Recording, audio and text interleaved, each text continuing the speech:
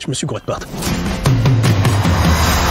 C'est vous seul qui écrivez les chansons? Oui. Mais vraiment? Je sais pas. J'ai été un idiot, doublement. L'amour est peut-être pas tout ce dont on a besoin, mais un peu quand même. Pour cette chanson-là, j'ai une suggestion. Hey dude. Hey dude, t'es sûr? Hey dude. Il a raison. C'est mieux.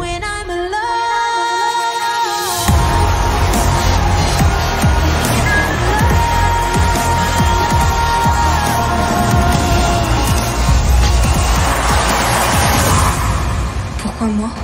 Tu es une chenille dans son cocon. Peut-être qu'ensemble, on fera de toi un papillon.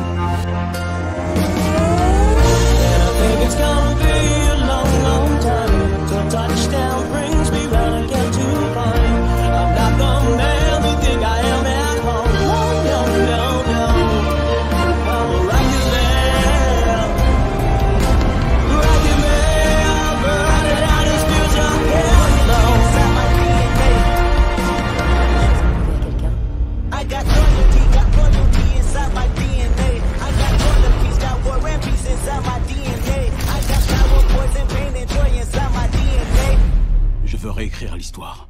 Ne mêle surtout pas ton père à cette histoire.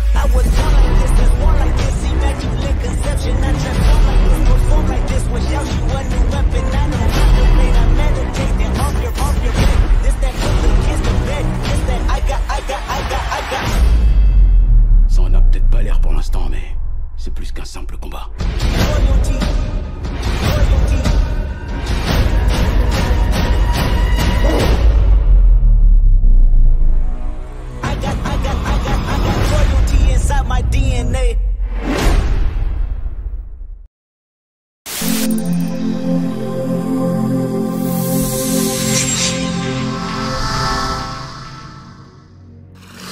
Bonjour à tous et bienvenue dans cette toute nouvelle vidéo. En effet, avant de faire mon top et flop de l'année, je reviens sur certains films que je n'ai pas traités en vidéo, car soit je n'avais pas assez de matière pour en faire une vidéo, soit car le film ne m'intéressait pas de le voir au cinéma, ou soit la distribution ne permet pas de voir le film là où j'habite. Pour cette vidéo, je vous ferai part de mon avis sans vraiment beaucoup d'analyse, car soit le film ne le permet pas, car pas réellement intéressant, soit je n'ai pas relevé d'analyse complète, car comme vous pouvez vous en douter par mes dires, les films dont je vais vous parler n'ont pas été réellement intéressants pour ma part. Dans cette première catégorie, on va parler des films que j'ai vus au cinéma mais qui ne méritaient pas vraiment une vidéo entière à leur consacrer. Commençons donc avec La Mule de Clint Eastwood. À plus de 80 ans, Hearthstone est aux abois. Il est non seulement fauché et seul, mais son entreprise risque d'être saisie. Il accepte alors un boulot qui, en apparence, ne lui demande que de faire le chauffeur, sauf que sans le savoir, il s'est engagé à être passeur de drogue pour un cartel mexicain. Deuxième collaboration avec le scénariste Nick Schenk, 10 ans après Gran Torino. Clint Eastwood revient à la fois derrière et devant la caméra. Beaucoup considèrent ce film comme un film testament du fait que Clint parle de la vie et de regrets, sauf que le personnage de Earl n'a rien à voir avec lui. En effet, mise à part l'âge du héros, la ressemblance s'arrête là, et c'est même Bradley Cooper qui en parle le mieux. Ce qui est génial avec Clint, c'est qu'à 88 ans, il a dû jouer le fait d'être vieux tellement il est en forme. Clint saute sur sa chaise comme un kangourou, mais ce n'est pas le cas de Earl. C'était tellement amusant de le regarder se comporter comme quelqu'un d'âgé, justement parce que lui est encore un vrai athlète. Sans parler de conditions physiques, cela reste un personnage et non la personnalité de Clint. Cependant, le film parle tout de même d'héritage et du temps qui passe. Même si le rythme est de nature assez lente dans le film, le personnage parle tout de même du temps qui reste éphémère et qu'on n'achète pas. Bien que le personnage soit plutôt bon, il est déjà dévoilé dans la bande-annonce, malheureusement aucune surprise et le déroulé du film reste assez simple. Seul moment de tension reste un extrait de la bande-annonce concernant le policier qui parle à Earl alors que celui-ci transporte de la drogue. Attention, le film est relativement bien exécuté, Clint Eastwood reste un très bon metteur en scène, les moments familiaux restent les plus intéressants, une autre scène sympathique avec le personnage de Bradley Cooper dans un restaurant avec Earl qui n'hésite pas à donner une leçon de vie alors que celui-ci a 300 kg de drogue, ce qui reste assez ironique. Le film est assez oubliable et simpliste, même si le film reste bon dans l'ensemble. Cette histoire inspirée d'un article du New York Times manque de rebondissements et de suspense. Deuxième et dernier film de cette catégorie, Creed 2. La vie est devenue un numéro d'équilibriste pour Adonis Creed. Entre ses obligations personnelles et son entraînement pour son prochain grand match, il est à la croisée des chemins et l'enjeu du combat est d'autant plus élevé que son rival est lié au passé de sa famille. Mais il peut compter sur la présence de Rocky Balboa à ses côtés. Avec lui, il comprendra que ça vaut la peine de se battre et découvrira qu'il n'y a rien de plus important que les valeurs familiales. Je suis un grand fan de la saga Rocky et j'ai d'autant plus adoré le film Creed. Cependant, Creed 2 est le moins intéressant de tous. Aussitôt vu, aussitôt oublié. La mise en scène ne propose pas quelque chose d'intéressant et même si on a l'implication des acteurs, cela ne fait malheureusement pas un bon film. Si je devais noter un point positif tout de même, c'est la partie russe qui sauve un peu les meubles et reste un peu plus passionnant que le reste. D'ailleurs, le message du film, c'est un peu le même message que Creed 1, donc rien de nouveau.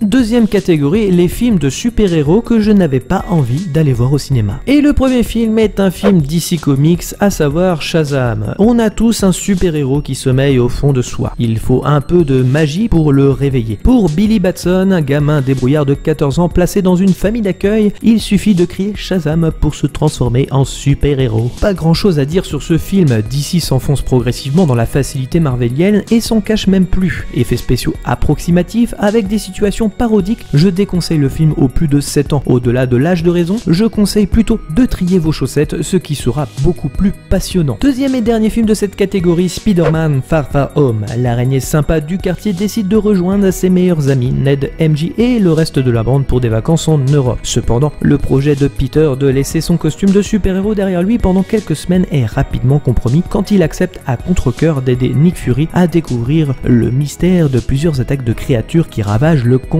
Ayant détesté Spider-Man Homecoming, qui reste l'épisode le plus nul de toutes les adaptations ciné du super-héros, et n'ayant pas aimé les 3 derniers Marvel, il était évident que je n'irais pas voir cet épisode au cinéma. Allez, soyons objectifs, c'est un peu meilleur que Homecoming, mais je reste pas du tout impliqué dans la démarche. Très difficile d'avoir des enjeux quand on n'est pas inquiet pour les personnages. D'ailleurs, cette critique est aussi valable pour Shazam. Même si les effets spéciaux sont ou moins réussis, l'histoire reste attendue et sans surprise. Même si une scène d'illusion vous fait frémir de positif sur le film, il n'en est pas moins qu'une scène recyclée de Star Wars épisode 8 lorsque Rey tombe dans un trou pour essayer d'en savoir plus sur elle et son histoire qu'elle n'a toujours pas d'ailleurs. Troisième catégorie, les films musicaux.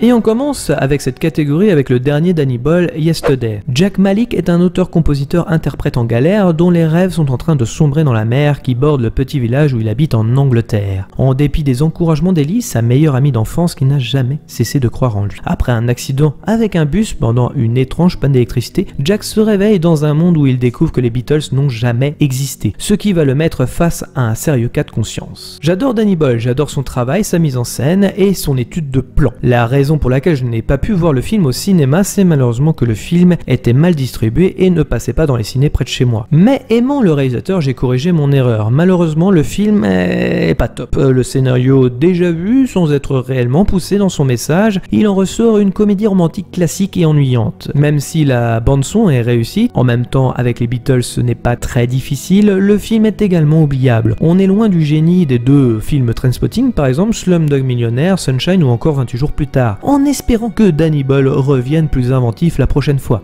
Deuxième film de cette catégorie, Rocketman. Le film retrace la métamorphose de Reginald Dwight, un jeune pianiste prodige timide en superstar mondial. Il est aujourd'hui connu sous le nom d'Elton John. Son histoire inspirante, sur fond de ses plus belles chansons, nous fait vivre l'incroyable succès d'un enfant d'une petite ville de province devenue une icône de la pop culture mondiale. Plutôt ingénieux concernant l'angle d'attaque sur ce biopic pour éviter l'ennui, en faire presque une comédie musicale pour retracer l'histoire des chansons, il en reste un film intéressant et sympathique. Les acteurs sont très bons dans leurs personnages et le montage est très réussi pour rendre le tout cohérent. Pour ma part, j'ai trouvé le film trop gentillet, encore concernant les problématiques de drogue d'Elton John, ce qui reste une petite déception tout de même. Troisième et dernier film tout simplement de cette catégorie, Teen Spirit. Violette, une adolescente passionnée par le chant, rêve de quitter sa petite ville et de devenir une pop star. Affublée d'un mentor improbable, elle participe à une audition de Teen Spirit, un télécrochet musical national, une expérience qui mettra à l'épreuve son intégrité, son talent et surtout son ambition. Si les reprises interprétées par Elle Fanning sont très réussies, le film quant à lui se perd dans le pathos et classique au possible. Je pensais voir les rivalités d'une ado prêt à tout pour la gloire, là où Neon Demons, avec la même actrice, mettait en scène de façon brillante les rivalités du monde du mannequinat, ici tout est plat et sans saveur. Le scénario reste limité et très gentillet, comme une version Disney d'ailleurs de Neon Demons. Dernière catégorie, le film que je n'ai pas eu le temps d'aller voir, ce qui peut arriver parfois. Crawl de Alexandre Aja. Quand un violent ouragan s'abat sur sa ville natale de Floride, Hayley ignore les ordres d'évacuation pour partir à la recherche de son père porté disparu. Elle le retrouve grièvement blessé dans un sous-sol de la maison familiale et réalise qu'ils sont tous les deux menacés par une inondation progressant à une vitesse inquiétante. Alors que s'enclenche une course contre la montre pour s'enfuir, l'ouragan en marche, Hayley et son père comprennent que l'inondation est loin d'être la plus terrifiante des menaces qui les attend. Alexandre Aja est capable du meilleur comme du pire, tout dépend sous quel degré on regarde ses longs métrages. Si j'ai beaucoup aimé le remake de La Colline à des yeux et son très bon et fun Piranha 3D, je suis moins fan de Horn par exemple. Cependant, Crawl revient sur un genre que j'aime beaucoup, sur les monstres aquatiques. Si la tension est maîtrisée et dynamique, le scénario est trop classique et si le film dure 1h28, il m'a paru étonnamment long car trop prévisible. Alexandre Aja maîtrise les codes et on sent le passionné du genre. Mais comme il puise sur ce qu'il aime le plus, il en oublie une certaine personnalité à son long métrage. Merci à tous d'avoir regardé cette vidéo, je précise encore qu'il ne s'agit que d'un avis et non d'une pensée unique. Pensez à liker, commenter, mettre un pouce bleu et d'activer la cloche pour ne rien rater. Nous sommes disponibles également sur les réseaux sociaux Facebook, Twitter, Instagram. Dans tous les cas, rendez-vous dans les salles obscures pour de nouvelles aventures.